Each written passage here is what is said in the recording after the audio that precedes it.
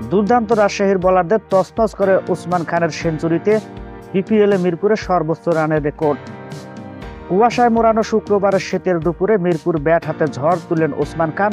চট্টগ্রাম কিংসের এই ওপেনারের হাত ধরে আসরের ৭ম ম্যাচে এসে প্রথম সেঞ্চুরি দেখা পেল চলতি বিপিএল। ১৩-৪ ও ৬ ছক্কা মারেন ৬২ বলে ১২৩ রানে ঝলমল ইনিংস খেলেছেন ওসমান।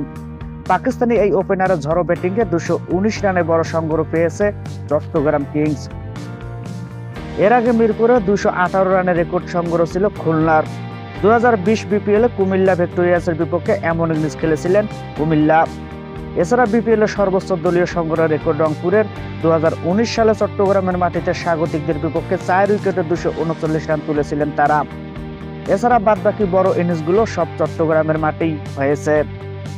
আর শুক্রবার মিরপুর শেরে বাংলা টস হেরে শুরুতে ব্যাট করতে নেমে ইনিংসের দ্বিতীয় বলে প্রথম উইকেট হারিয়েছিল চিটাগাং কিংস। তাসকিন আহমেদের বলে সাব্বির হোসেনের হাতে ক্যাচ দিয়ে ফেরেন পারভেজ হোসেন ইমন। এর পরের গল্পটা ওসমান খানের।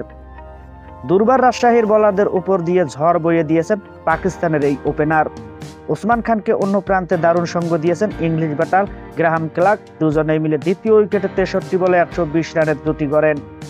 যদিও ২৫ বলে ব্যক্তিগত ৪০ রানের মাথা সোহাগ গাজীর বলে ফিরতে হয়েছে ক্লার্ককে।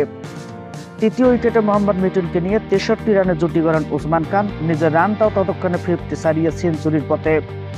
শেষ পর্যন্ত ম্যাজিক ফিগারে দেখা পেয়েছেন। ৪৮ বলে বিপিএল ক্যারিয়ারে দ্বিতীয় শতক হাঁকালেন।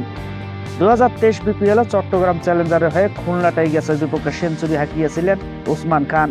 আজ চিটাগাং কিংসের হয়ে দুর্বার রাজশাহীর বিপক্ষে ৩ অঙ্কের ম্যাজিক ফিগারে দেখা পেলেন এই ব্যাটার।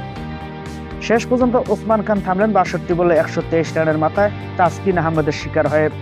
অন্য প্রান্তে কেউ সেভাবে আর বড় ইনিংস খেলতে পারেননি। ব্যর্থ হয়েছেন শামীম পাটোয়ারিও। নির্ধারিত ওভারে ৫ উইকেটে ২১৯ রানে থামে চট্টগ্রাম। দুর্বল রাজশাহীর হয়ে সর্বোচ্চ ২টি উইকেট শিকার করেছেন তাসকিন আহমেদ।